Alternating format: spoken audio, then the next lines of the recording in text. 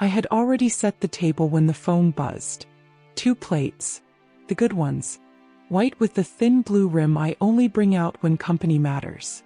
I remember standing there for a second, fork in my hand, staring at the screen like it might change its mind. My son's name lit up the kitchen, bright and sudden, like a porch light you don't expect anymore. I didn't answer right away. After a year of silence, you learn not to move too fast. You learn how to let things ring. But I picked it up anyway. "Hey, Mama," he said. His voice sounded careful. Not warm. Not cold. Just careful. Like he was stepping across thin ice and didn't want to hear it crack. He said he wanted to take me to dinner.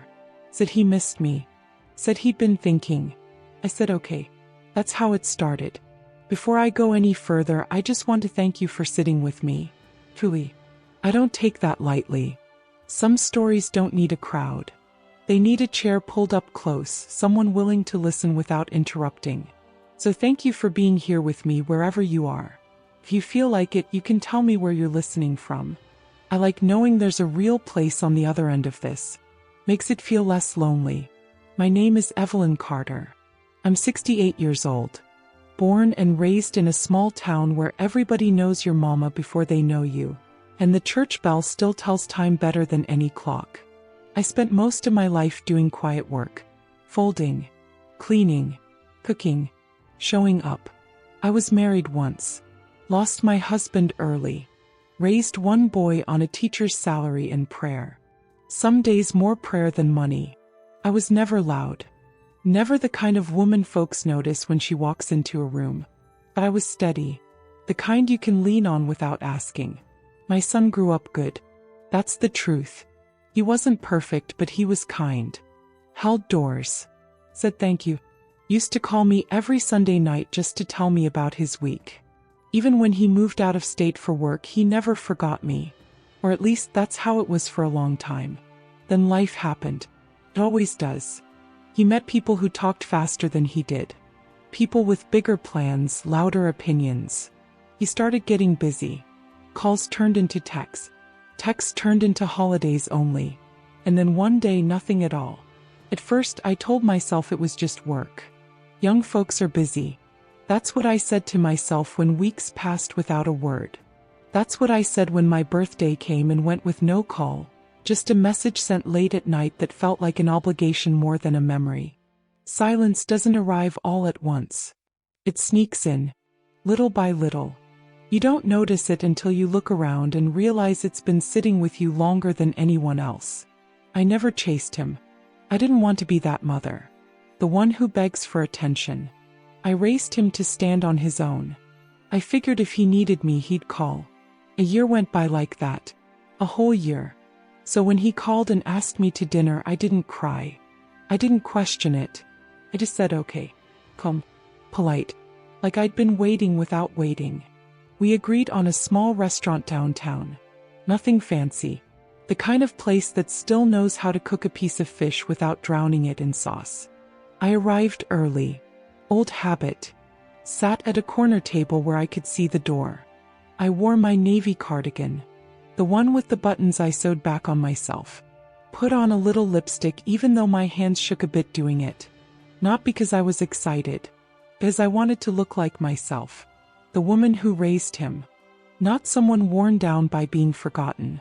When he walked in, I almost didn't recognize him. Not because he looked bad. Just different. Thinner. Tighter around the eyes. Like someone who hadn't slept well in a long time.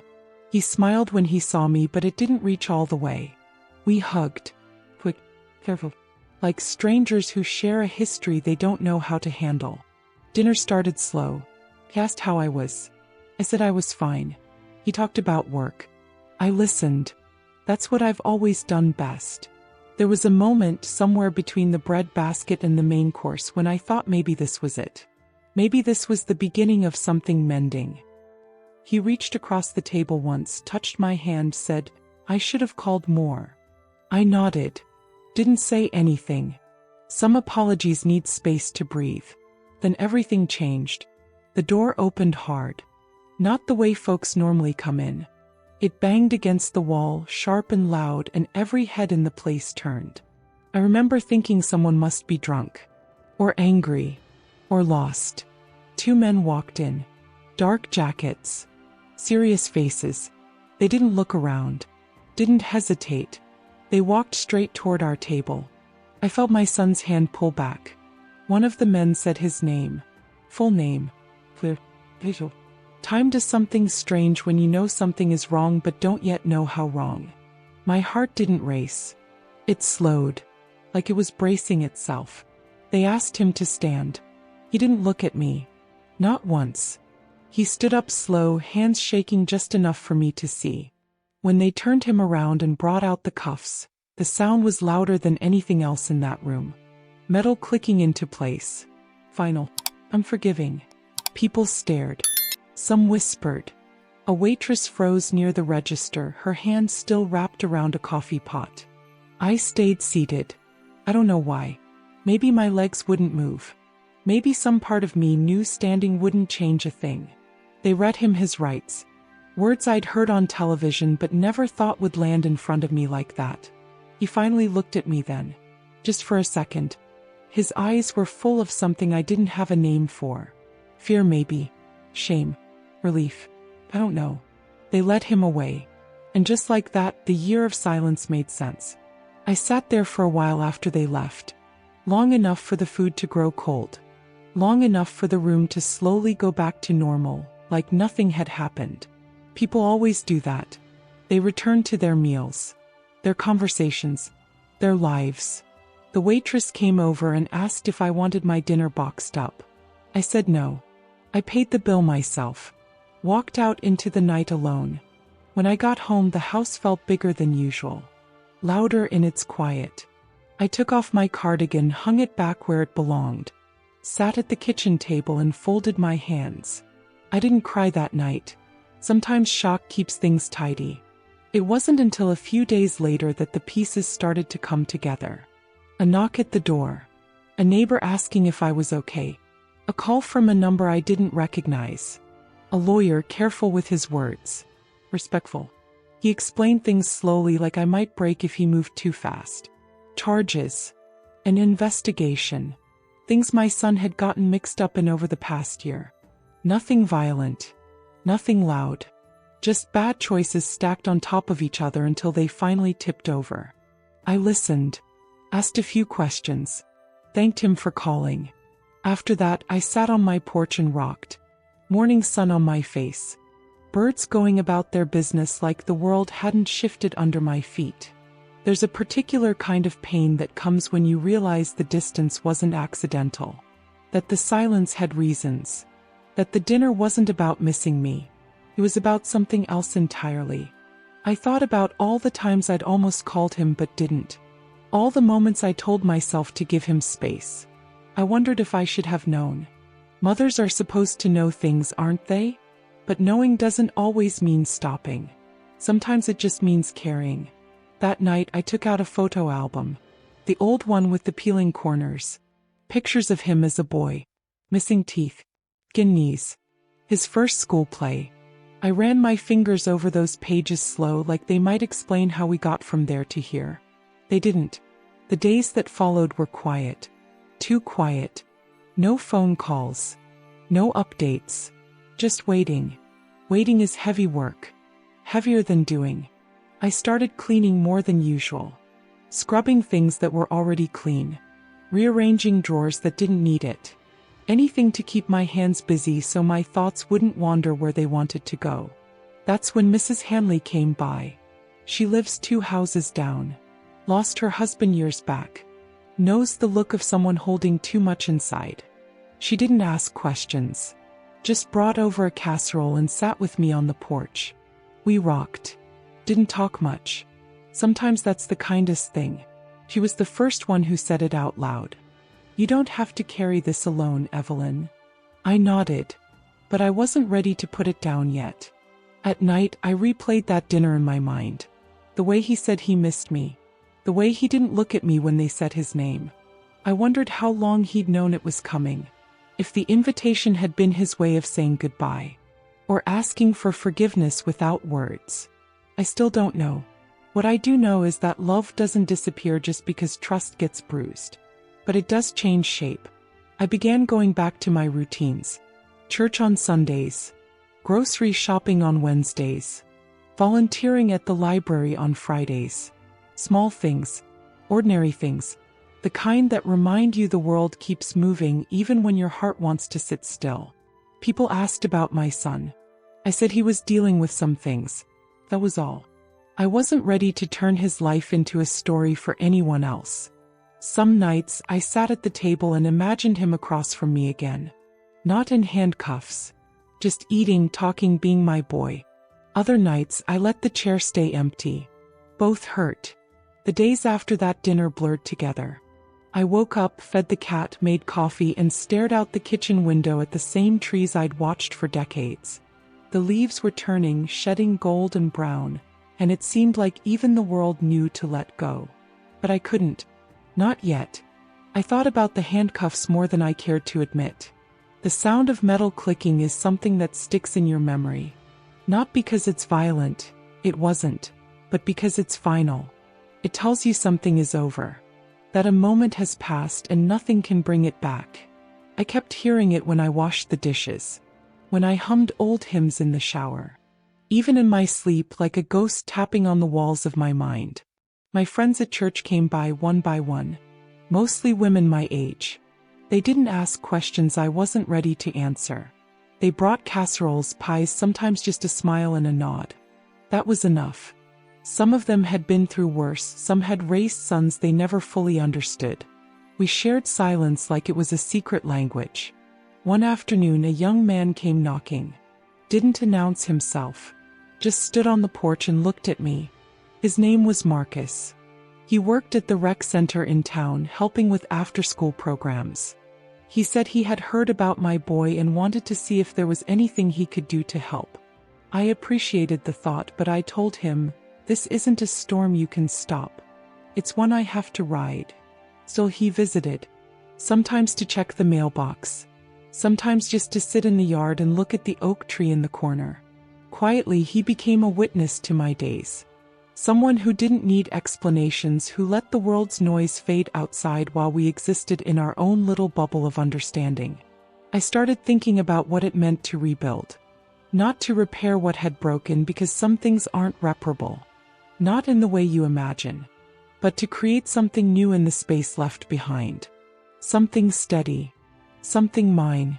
I cleaned out the drawers in the kitchen, lined them with paper my mother used to save. I folded the linens, polished the silver, arranged the plates by size. It was work I had done 1,000 times, but now it felt like more than chores. It felt like reclaiming a sense of control, however small. Then came the calls. Legal calls. People asking questions I didn't fully understand. I wrote things down page by page, trying to keep my mind steady. Numbers, dates, letters. Each note a small anchor. Each anchor a reminder that I still existed, even in the shadow of what had happened. My son called once. Just a few days after the arrest. His voice trembled. He didn't know what to say. I didn't tell him what to say either. I just listened. That's all a mother can do sometimes. Listen and let the child find his own words, even if they are awkward, even if they are slow. And I prayed. I prayed not for forgiveness, for that was not mine to give. I prayed for understanding, for patience, for the courage to remain who I was, even when the world tried to fold me into shapes I didn't recognize. There were moments when I wanted to scream, quietly in the empty rooms, behind closed doors. I imagined standing at the window and yelling until my voice carried across the street, across the town, across the silence that had grown between us. But I didn't. Instead, I went to the porch, pulled the rocking chair forward, and let the motion carry my frustration away. One sway, two sways, three, until it felt like the anger had been absorbed into the wood, back into the earth. Some nights I cooked extra, brought food to neighbors, left it on their porches without knocking, just like Mrs. Hanley used to bring casseroles to me. Quiet gestures, little acts that reminded me the world wasn't completely cruel. That kindness didn't always have to be acknowledged to matter. And slowly I started noticing small things. A flower sprouting in the yard where I hadn't planted it. A cat that had been shy now rubbing against my ankles. The way the sun touched the roof just right in the afternoon. Tiny, ordinary things that whispered, "Life continues. You continue." One evening I received a letter. Not legal. Not official. Just handwriting. My son had written it while sitting in the holding cell after that first night. He told me he missed home. That he thought about the kitchen table, about the smell of bread baking, about the way I used to hum while folding laundry. He didn't ask for forgiveness. Didn't promise change. Just shared his heart. I cried that night. Quietly. Slow tears, the kind that slide down your cheeks without anyone noticing. But I didn't feel anger. Not really. I felt recognition. That even after mistakes, even after silence, even after the cuffing and the waiting, there was still something human left. Something tender. Something worth holding on to. I went to the library the next day. Picked up old recipe books, journals, anything with notes in the margins. I started a small project for myself. Recording my stories, my life lessons, my quiet observations. Not to teach anyone. Not to be famous. Just to capture the truth of a life that had weathered storms, sometimes silent, sometimes loud, sometimes both at once. I began inviting young women from the neighborhood to learn recipes, to hear stories, to sit quietly in the kitchen and listen as I folded dough and folded history together. Some days only one girl would show up. Some days more. We laughed softly. We made mistakes. We learned together. And in those moments I started feeling seen again. Not by the world. Not even by my son. But by life itself. By the passing hours, the ordinary routine, the small acts of care that had always been waiting for me to notice them. Then came another call. From the lawyer this time. He said the investigation was moving faster. That my son had options, that he was working toward some kind of resolution. I nodded along, mostly quiet. I had learned enough to know that pushing, demanding, or controlling wouldn't help anyone. Not him. Not me. I went to the porch that evening, rocking slow with the orange glow of the sun spilling over the yard. I let the quiet stretch around me. I let my mind wander. And I realized something I hadn't thought about in months. Peace isn't about what other people do. Peace isn't about a returned phone call, an apology, or a cleared account. Peace is about showing up for yourself, even when the rest of the world forgets. The next morning I painted just a corner of the porch. A soft yellow. Something cheerful. Something that said, I am here. I exist. I still have hands and time and a voice. The brush moved slowly. Each stroke a declaration of life. I found myself thinking more about forgiveness. Not the kind that invites people back into your life. Not the kind that erases mistakes, but the kind that frees your own heart. The kind that says, I will carry this, but I will not be crushed by it. And when my son called again weeks later, I felt that understanding in my chest. Not warmth. Not relief. Just clarity. He wasn't ready to be the boy I remembered. But maybe in time he could be a man who remembered what he lost. And maybe I could still love him without losing myself. I bought a new chair for the porch that day. Red cushions. Soft. Strong.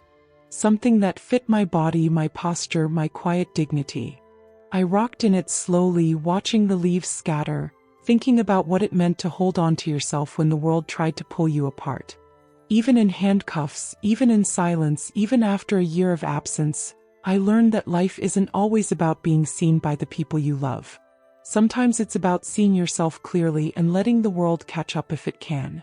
I kept writing, kept cooking, kept folding laundry and cleaning corners and noticing the small miracles that always existed if I slowed down enough to see them. Some days I thought about the dinner again. About the metal clicking, about the way the room went quiet. About the embarrassment I didn't show, the shock I didn't voice. I thought about the courage it took to stay seated, to watch, to listen, to let truth speak for itself. And I realized that day wasn't a shameful day. It wasn't a failure. It was just a day.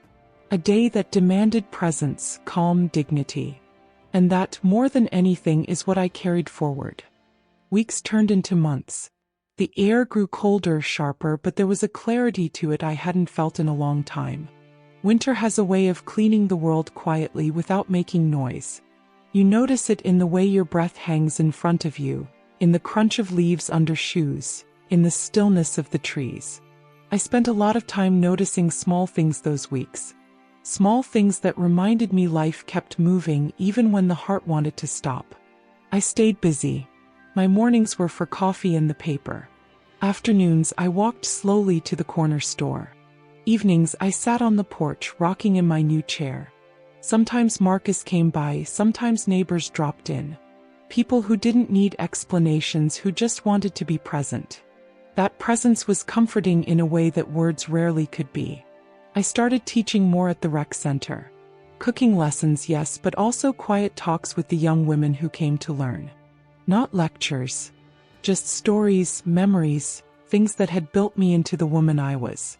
I noticed how attentive they were. How their hands paused over the flower, their eyes lingering on my movements. And I realized then that my life had value beyond any one person's approval. Beyond any one person's absence. I thought about my son constantly. Not with bitterness. Not with anger. But with a quiet, persistent ache. I wondered what he thought of me. If he regretted anything. If he was ashamed. I didn't know, and I didn't press. I had learned that some things had to come in their own time.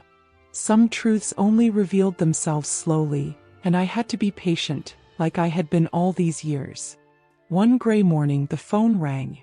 I hesitated before picking it up like I did the first time he called. But this time when I said hello, there was no hesitation on his end. He sounded tired, worn, but he also sounded like himself, or at least the boy I had raised. The one who always spoke with thought even when words were heavy. "Mama," he said softly. "Can I come over?" I didn't answer immediately. I put the phone down, let it sit on the counter. Listened to the hum of the refrigerator, the wind in the trees, the quiet of the house. Then I nodded to myself. "Yes, come." When he arrived, he parked down the street, got out slow. No bravado. No pretense. Just him, carrying himself carefully, like he was stepping back into a life he had almost lost. I watched him approach, and for the first time in months I didn't feel pain. Not yet. Just recognition. That this was the same boy who had once clutched my hand as a child crossing the street. The same boy I had sung to at night. The same boy who had left a space empty for me in his life and now returned cautiously. We sat in the living room, a blanket between us almost figuratively. He didn't rush. He didn't ask me to forgive him. He just sat. And I let him. He spoke slowly, carefully, explaining what had happened. The mistakes. The decisions that led him here. The people he trusted who hadn't been trustworthy. He didn't ask for absolution. He didn't try to excuse himself. He just told me, plain and steady, what he had lived through. I listened, nodded. Sometimes I repeated his words quietly, just to make sure I heard them. Sometimes I stayed silent. Silence is powerful that way. It doesn't push. It doesn't demand. It just lets truth exist without judgment. After a while, he got up and helped me with some chores. Moved the chairs, folded blankets, put dishes away. Not because I asked. Not because he was forced. But because we were finding our way back together slowly in small acts. Actions speaking louder than apologies. Actions stronger than words. Days stretched into weeks. He called me sometimes came over without announcing himself. We shared meals. Quiet ones. Nothing extravagant. Just food and the comfort of presence. I watched him take small steps, measured ones, toward regaining trust. Not from me but from himself. That mattered more than anything. And I kept living my life. Teaching. Cooking. Rocking. Observing. Listening. Writing notes, little letters I never sent, just to organize thoughts, just to make sense of everything. The porch became a place of reflection. A place where the weight of the past could be acknowledged without letting it crush me. One evening he knocked softly on the door. I was folding laundry, the hum of the dryer in the background. I opened it and he handed me a small box. No words. Just a box. Inside were things he had repaired. A picture frame I had dropped months ago, a small lamp, a pair of reading glasses I had misplaced. Every item fixed with care. Every item quietly saying, "I am trying." We sat on the porch after that. Not much was said. Not needed. The world had grown silent around us in a good way. The sun was setting, spilling gold across the yard. He leaned back, hands in his lap, and for the first time I didn't feel the ache of the year-long absence. Not entirely, but I felt hope. A small, steady hope, like the first stirrings of spring after a long winter.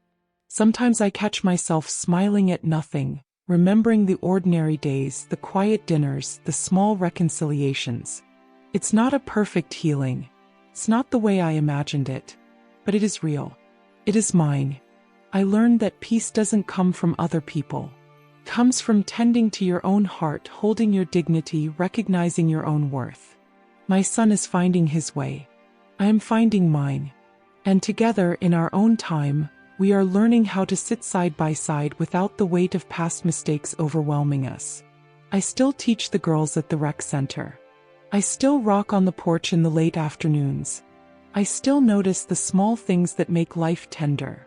The way sunlight pools on the floor, the way birds land on the railing, the way a cup of coffee warms your hands on a cold morning. Sometimes my son and I cook together. Sometimes we sit quietly afterward. He doesn't call every day. He doesn't need to. I have learned to be present for myself, to find peace in the ordinary rhythm of life. That is enough. That is everything. And if you are listening, if you have been carrying a silence, a distance, a heartache that isn't yours to fix but still sits heavy in your chest, I see you. I know what it is to wait, to hope quietly, to carry love and boundaries at the same time. It is not easy. It is not neat. But it is possible. Some things are lost. Some things cannot be mended. And yet we keep moving. We keep showing up. We keep tending to our own hearts. That is how we survive. That is how we heal. I spent years worrying about what others thought, about what was missing, about who ignored me and why. But now I care for my heart first. I care for my home, my routines, my quiet joys. And in that care I find freedom. Freedom to love without being crushed. Freedom to forgive without opening doors to pain. Freedom to exist fully, even in the shadow of mistakes. So I keep rocking. Keep cooking. I keep writing. I keep noticing. And when my son comes, when he sits beside me, when he says little things softly, I listen. And I let the world catch up while I remain steady, calm, whole. You listening to me now are part of that too. Thank you for sitting with me. For letting these words unfold without judgment. For holding space with me even across miles, across screens, across silence. There is comfort in shared attention. There is dignity in being seen. There is strength in quiet companionship. If anything from my story touches a place in your heart that has been quiet too long, take a moment to notice it. Hold it gently. Maybe share it. Maybe don't. Whatever you do, know that your story matters. Your silence matters. Your healing matters. I will leave you now with this. Life is measured not by what others do, not by what they call you, not by what they remember. It is measured by the quiet moments you reclaim, by the dignity you carry, by the love you give cautiously, slowly, carefully, by the actions you take to remain whole when the world seems to forget you exist. And remember this, you are never too old, too quiet, or too overlooked to begin again. You are never too tired to take small steps toward peace. And you are never too far gone to be seen by someone who truly matters, including yourself.